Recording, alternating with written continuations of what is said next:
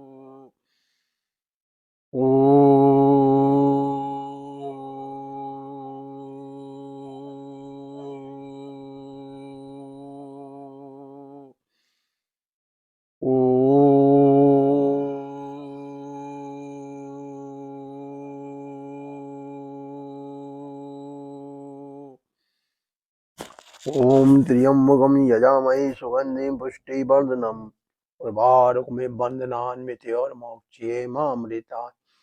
ओम त्र्यंबकं यजामहे सुगंधिं पुष्टिवर्धनम् उर्वारुकमिव बन्धनान् मृत्योर्मोक्षयेमामृतात्। ओम त्र्यंबकं यजामहे सुगंधिं पुष्टिवर्धनम् उर्वारुकमिव बन्धनान् मृत्योर्मोक्षयेमामृतात्। भगवान शिव षष्ठी के पालनहारी हैं, प्रत्येक जीव जंतु का पालन करते हैं और अंत में संहार भी कर देते हैं। भगवान शिव, भगवान ब्रह्मा, भगवान विष्णु, ये तीनों एक ही हैं, लेकिन इन्हें अलग अलग नाम से जाना जाता है। उसी प्रकार हमारी चंद्र नाड़ी, सूर्य नाड़ी, सुषमा नाड़ी है एक ही शरीर के अंदर, लेकिन इनका कार्य अलग अलग है। क्यों है कि जैसे कि बिजली एक ही होती है, लेकिन उनका कार्य अलग होता है। किसी का काम जो है सुखाना है, किसी का काम जो है गीला करना, किसी का काम फ्रीज करना है, लेकिन है एक ही। उसी प्रकार जीव योनि जो है वो एक ही है। क्यों है?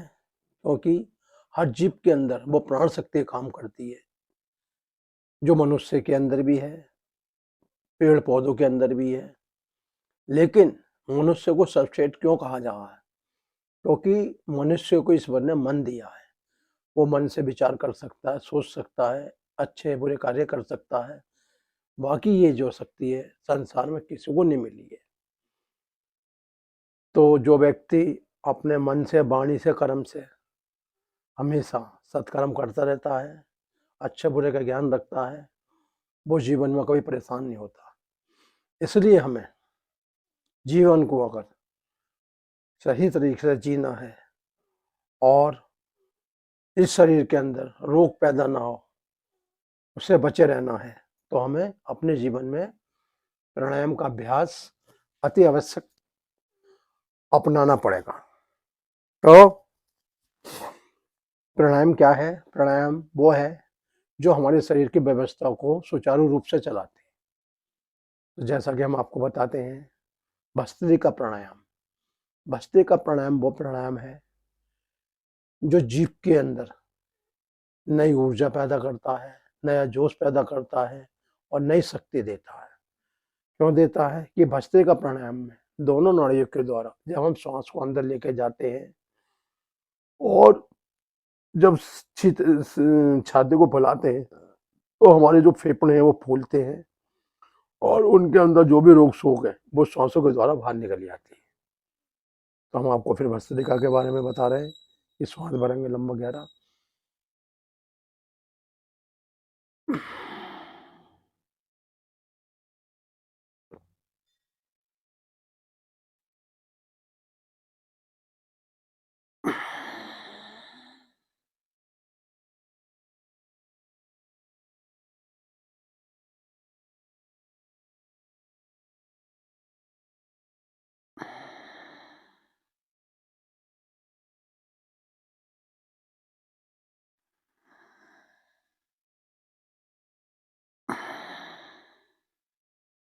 भस्त्रिका प्राणायाम क्या है?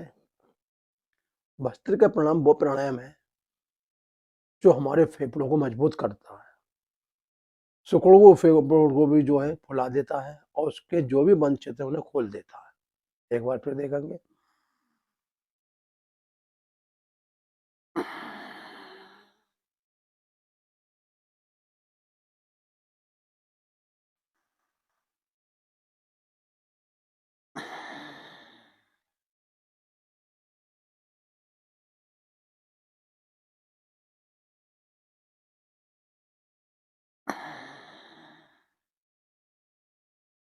जो हमें प्राण शक्ति प्राणायाम के रूप में इस शरीर के अंदर पहुंचाते हैं, उस शक्ति से ही हमारा ये जीवन चक्र चलता है।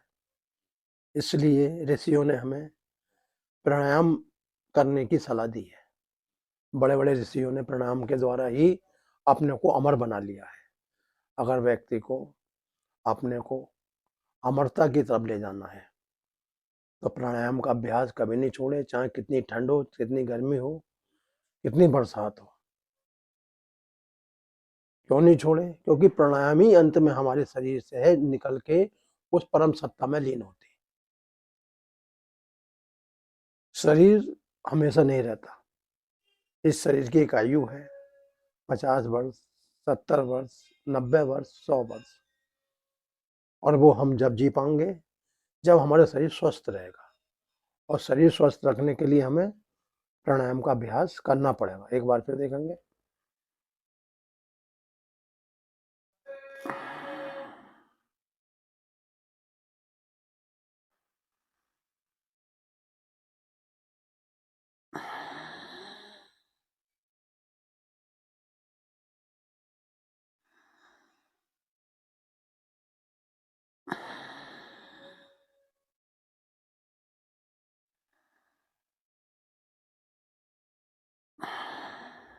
अगर व्यक्ति नियम से 5 से 10 मिनट लगातार ये भस्त्रिका प्राणायाम करता है तो फेफड़ों संबंधित, श्वास संबंधित, सिर संबंधित, आंखों संबंधित, नाक संबंधित, कान संबंधित कोई भी बीमारी, कोई भी रोग इस शरीर में नहीं रहेगा। क्यों नहीं रहेगा? कि शरीर के प्रत्येक भाग को प्राण शक्ति हमें श्वासों के रूप में मिलती है। और वो श्वासों के रूप में हम कैसे लेते हैं?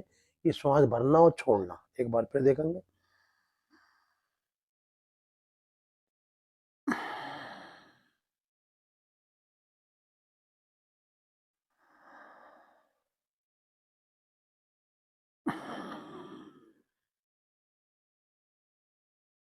भस्त्रिका प्राणायाम वो प्राणायाम है, अगर व्यक्ति इसे अपने जीवन में अपना लेगा और करता रहेगा तो उसे कभी भी किसी भी समय कोई भी समस्या का सामना नहीं करना पड़ेगा। अब इसके बाद कपालभाति, श्वास से बाहर, पेट अंदर।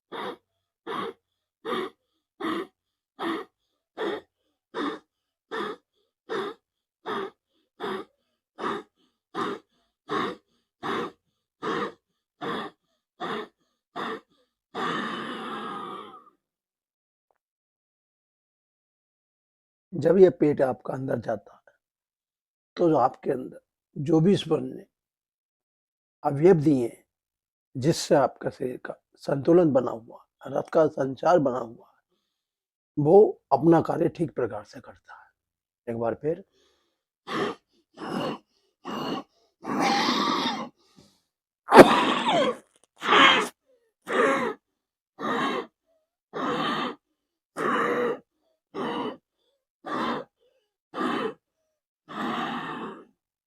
अगर हम लोग इस कपालभाति को नहीं करेंगे तो ना तो हमारा मस्तिष्क संबंधी कोई बीमारी ठीक होगी और ना पेट संबंधी। पेट खींचने से अंदर के अंग ठीक होते हैं और श्वासें बाहर आने से अंदर जो अवरोधक रोग बनता है वो दूर होता है। ये लेवे के बाद फिर देखेंगे।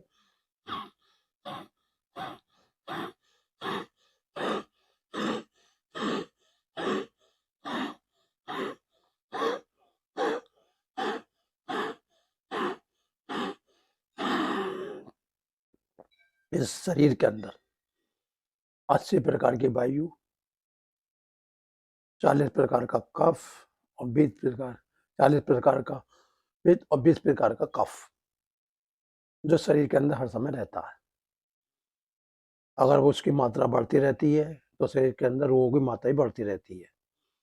लेकिन अगर हम कपालभाति करते हैं तो सबकी मात्रा कंट्रोल हो जाएगी। जितना जिस भाग में जो चीज़ चाहिए वो ही रहेगी, बाकी कचरा सब आपका मलमूत्र के रास्ते बाहर जाएगा और प्राण शक्ति के द्वारा शरीर को स्थिरता और मजबूता मिलेगी। एक बार फिर देखेंगे।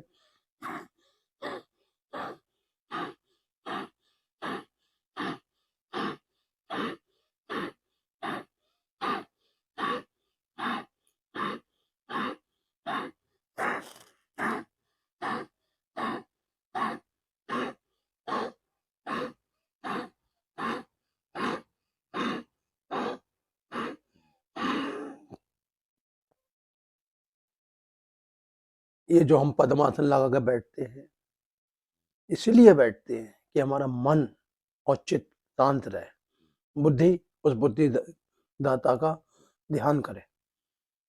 श्वास है शरीर को पूर्ण रूप से अंदर जाएं और शरीर के अंदर जो भी रोग शोक है उसे बाहर फेंके। एक बार फिर श्वास से बाहर, पेट अंदर।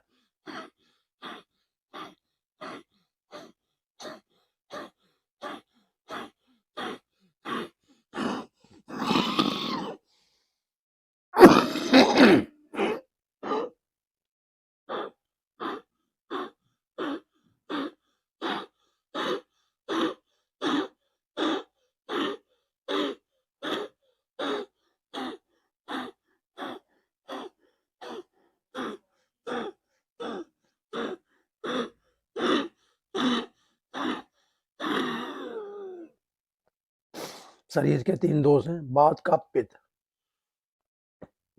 इस शरीर में रहते अच्छी बात है, लेकिन अगर अधिक मात्रा में रहते हैं तो फिर शरीर के अंदर रोग पैदा हो जाते हैं। इसलिए इनकी जो है मात्रा समान रहनी चाहिए। एक बार फिर।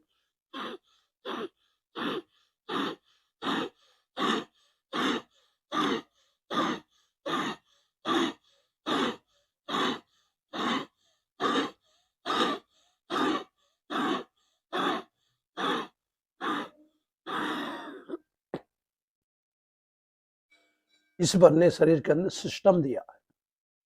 जब तक शरीर का सिस्टम ठीक रहता है तब तक जीव रोग मुक्त रहता है। सिस्टम जब खराब हो जाता है तो बड़ी बड़ी दवाइयों पे उसे आश्रित रहना पड़ता है, टाइम से दवाइयाँ खानी पड़ती हैं। और कुछ दवाई तो ऐसी हैं, अगर एक दिन की भी नागा हो जाए तो जीव दोबारा उतनी पुरानी कंडीशन में आ जाता है। लेकिन अगर व्यक्ति रोज नियम से दृढ़ता पूर्वक इन प्राणायामों का अभ्यास करेगा तो उसके जीवन में कोई भी कठिन समस्या नहीं रहेगी। और जो भी उसके शरीर के अंदर बीमारियों ने घर बना रखा है वो धीरे धीरे धीरे करके शरीर से बाहर चली जाएंगी और शरीर जो है रोग मुक्त हो जाएगा। एक बार फिर।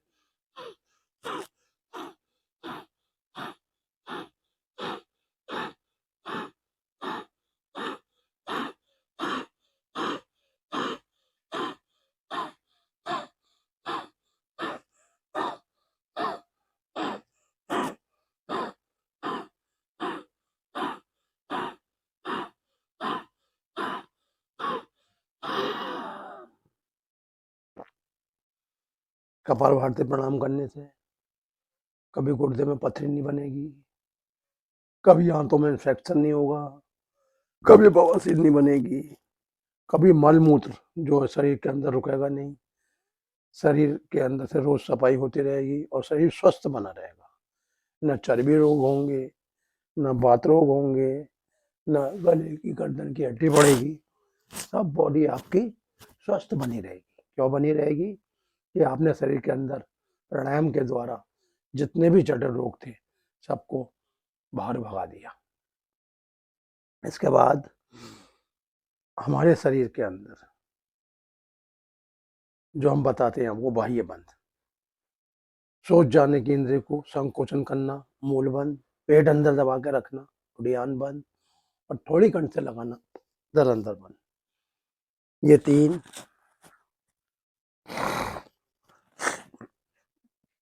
इतने मुख्य होते हैं। अगर हमने इन्हें रोज नियम से कर लिया तो हमें जीवन में कभी भी कठिन दौर से नहीं गुजरना पड़ेगा। मूड बंद करने से गुदा संबंधित जितने रोग हैं वो दूर होते हैं। उड़ियान बंद करने से पेट संबंधी जितनी बीमारी होती हैं, खाने की, पीने की, पाचन की, भोजन की, जठराग्नि की, वो सब ठीक होती हैं। कंठ दबाने से गले संबंधित जितने रोग हैं ठीक होते हैं। इसे हम 3 से 5 बार करेंगे। पहले गुदा को 4-5 बार खींचेंगे, सांस भरेंगे, छोड़ेंगे,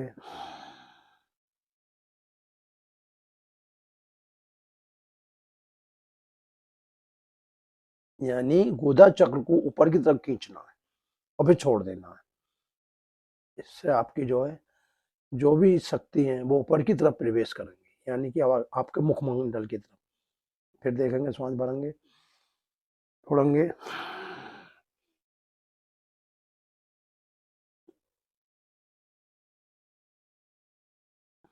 ये गुदा चक्र क्या है? ये अपान क्षेत्र है। इसके द्वारा हम वायु पी रहे हैं। जो व्यक्ति गुदा चक्र के द्वारा वायु नहीं पीते हैं, संकोचन नहीं करते हैं, उन्हें आने वाले समय में बड़ी बड़ी समस्याओं से लड़ना पड़ता है। और जो व्यक्ति बाह्य बंद प्राणायाम के रूप में इन्हें करते हैं उनके जीवन में कोई समस्या आती नहीं। गुदा चक्र से बवासीर है, जलंधर बमंदर ठीक होता है। और ध्यान बंद से आपकी जो भी आते हैं या गुर्दे हैं या जो भी आपकी समस्या वो दूर होती है। जलंधर बंद के श्वास संबंधित, गले संबंधित, ट्वेन संबंधित, टॉन्सिल संबंधित, थायराइड संबंधित सब बीमारी ठीक होती है। फिर देखेंगे, एक बार सांस भरेंगे,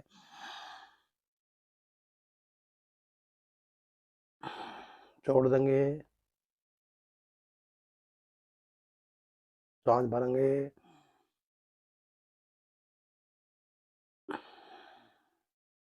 और ध्यान बंद, श्वास भरना, छोड़ना, पेट अंदर खींचना,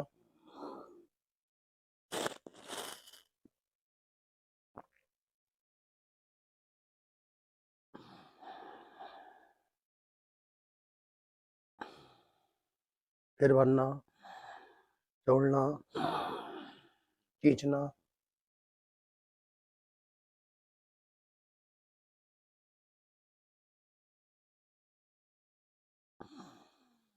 फिर भरना, छोड़ना,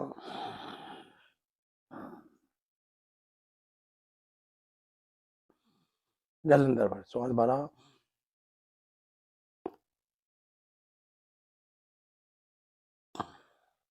फिर भरा,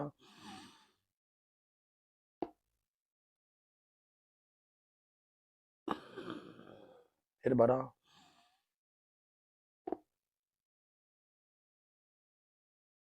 थोड़ी, और कंठ को दबाना, प्रेशर देना। फिर देखना, एक बार फिर भरा। बहुत से लोग नू कर लेते हैं तो कंठ पे प्रेशर ही नहीं पड़ता, इसलिए हमें इस थोड़ी को खींच के यहाँ ले जाना, अनु करके।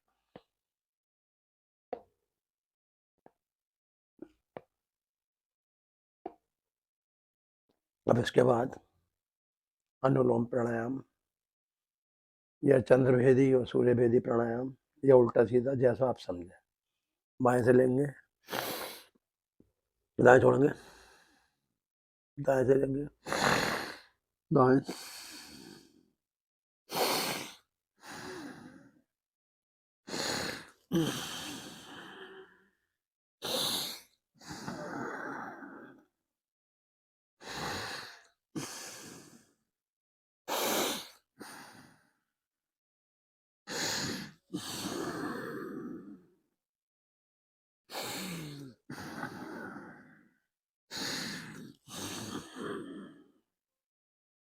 ये अनुलोम विलोम करने से क्या होता है?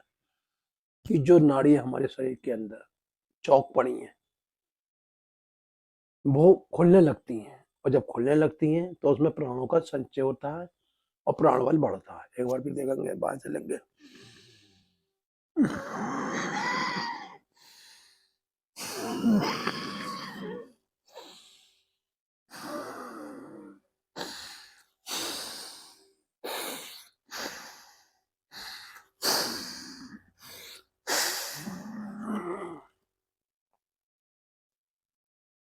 एक तो बात यह है कि प्राणायाम करने से कभी भी बॉडी का वेट नहीं बढ़ता। जब बॉडी का वेट नहीं बढ़ता तो हमारे पैरों पर लोड नहीं पड़ता। दूसरी बात, शरीर सूखता नहीं। शरीर सूखने से भी जो है नस नाड़ियों में बल नहीं रहता। यानी कि प्राणायाम करने से शरीर की जो मेन स्थिति है वही बनी रहती है, ना घटता ना बढ़ता। और शरीर जो है उसका बलशाली रहता है, फुर्तीला रहता है, और कार्य करने की कभी उसकी क्षमता नहीं घटती। एक बार फिर देखेंगे।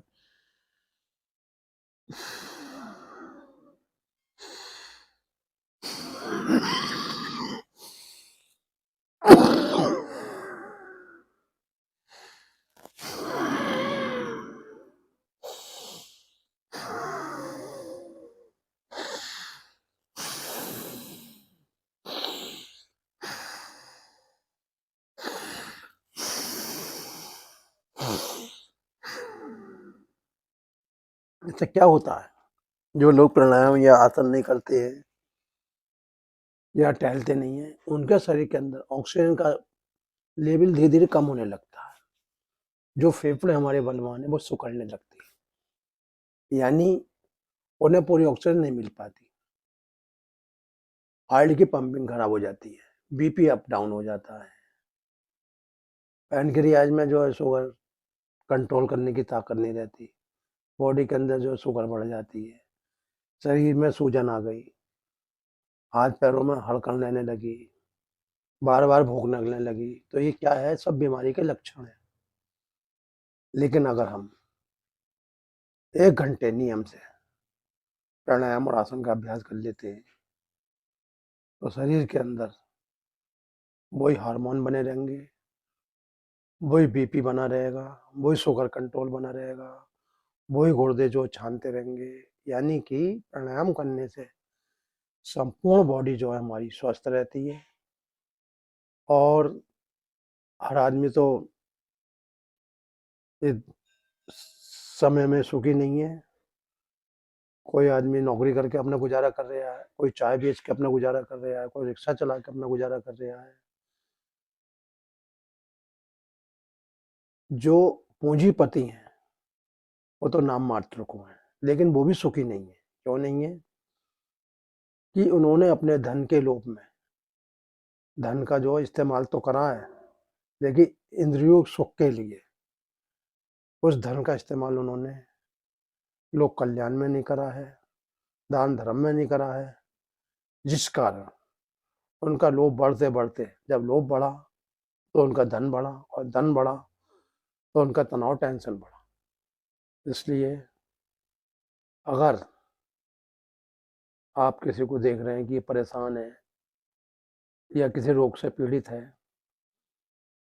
अपना इलाज कराने में असमर्थ है, तो आप कुछ भी नहीं उसे, तो उसका जीवन चल सके, उसे कुछ इस प्रकार की औषधि वगैरह दिलवा सके कि वो थोड़ा अपना जो ठीक ठुक रह के ठाक रह के अपनी गृहस्थी का पालन कर सके। लेकिन अगर जीव ये भी नहीं कर सकता तो कोशिश करें कि योगासन प्राणायाम सीखें और लोगों को उन्हें करने के लिए प्रेरित करें। तो वो उनका धन देने से भी, दान करने से भी अधिक लाभ मिलेगा। एक बार फिर देखेंगे।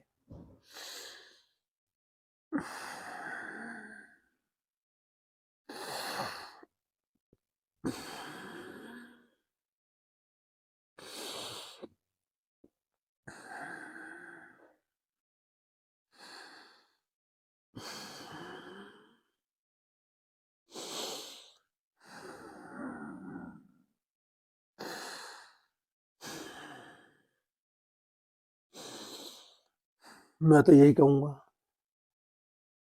कि दुनिया के सारे झंझट छोड़ो और अपने जीवन में योग को अपनाओ। योग क्या है?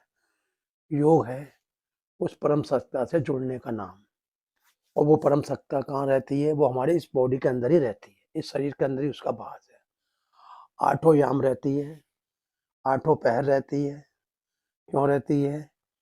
कि वो हमारी सच्ची साथी, हमारे सच्चे मित्र हैं।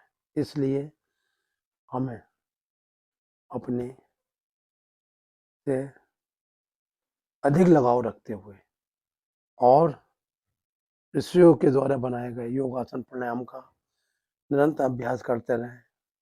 और मैं समझता हूँ कि इस बार उनकी मदद अवश्य करेंगे, अवश्य करेंगे। अब हम करेंगे उज्जाई प्राणायाम।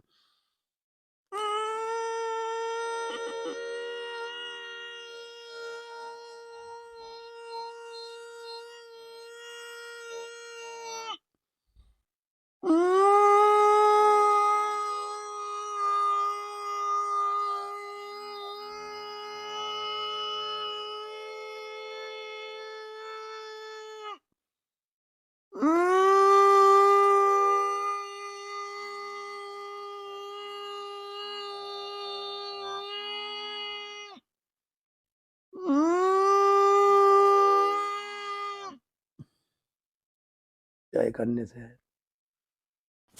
गले की गांठें, थायराइड, बुखार, श्वास संबंधी जितनी भी बीमारी हैं वो सब ठीक होती हैं। अब हम करेंगे ब्राह्मणी।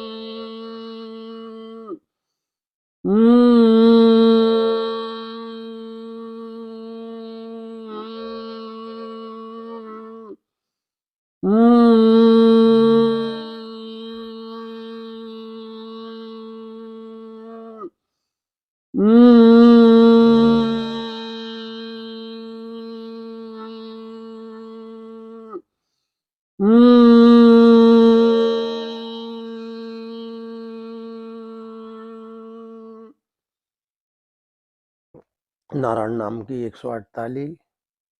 नारायणी आपके पालनहार है। नारायणी राम है जो अब अयोध्या में प्रकट हो चुके हैं। 22 जनवरी को भव्य उद्घाटन है। सभी अपने घरों में दिवाली मनाएं, राम नाम की ज्योति जलाएं। क्योंकि राम नाम क्या है? ये जो हमारी दो नाड़ी हैं, चंद्र सूर्य नाड़ी, यही राम नाम है। इनका ध्यान करते हुए राम नाम हमारे शरीर में प्रवेश करे हुए हैं। अपनी अयोध्या नगरी में जो है प्रकट हो रहे हैं, उनके लिए दीपदान करें, ऐसा दिव्य नारायण मानव सेवा ट्रस्ट का कहना है। तेरा राम जी करेंगे बेड़ा पार, दासी खाए को करे मन उदास। तेरी हार भी नहीं है दासी, तेरी जीत भी नहीं है। 108 ताली के साथ राम नाम का नाम। राम 1, राम 2, राम 3, राम 4, राम 8, राम 9, राम 10, राम 11, राम 12, राम 13, राम 14, राम 15, राम 16, राम 17, राम 18, राम 19, राम 20, राम 21, राम 22, राम 26, राम 27, राम 28, राम 29, राम 23, राम 31, राम 32, राम 33, राम 34, राम 35, राम 36, राम 37, राम 38, राम 39, राम 40, राम 43, राम 44, राम 45, राम 46, राम 47, राम 48, राम 49, राम 50, राम 51, राम 52, राम 53, राम 54, राम 55, राम 56, राम 57, राम 58, राम 59, राम 60, राम 61, राम 62, राम 63, राम 64, राम 65, राम 66, राम 67, राम 68, राम 69, राम 70, राम 71, राम 72, राम 73, राम 74, राम 75, राम 76, राम 77, राम 78, राम 79, राम 80, राम 81, राम 82, राम 83, राम 84, राम 85, राम 86, राम 90, राम 91, राम 92, राम 93, राम 94, राम 95, राम 96, राम 97, राम 98, राम 99, राम 100, राम 101, राम 102, राम 103, राम 104, राम 105, सूर्य 8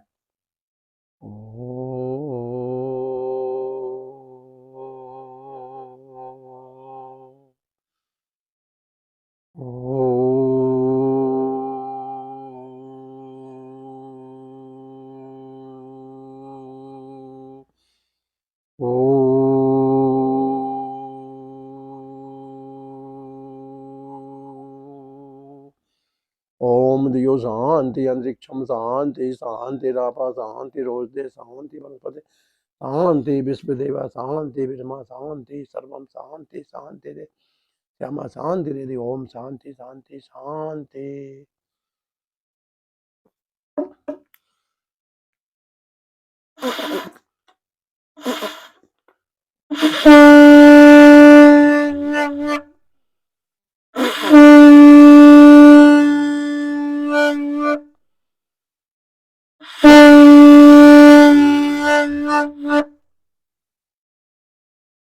दिव्य नारायण मानव सेवा ट्रस्ट से सभी जो लोगों को पंडित जयशंकर शर्मा का कोटि कोटि नमन। मेरा सभी से ही कहना है कि अब आप जाग जाओ। अगर सोते रहोगे तो रोग कभी आपको नहीं छोड़ेंगे और जीवन में परेशानी आपकी बढ़ती रहेंगी। इसलिए जागो, योग करो, 4 गिलास जल पियो और सात्विक भोजन करो। यही मेरा सभी से कहना है। जय श्री राम, जय श्री राम, जय श्री राम, जय श्री राम, जय श्री राम, जय श्री राम, जय श्री राम, जय श्री राम, जय श्री राम।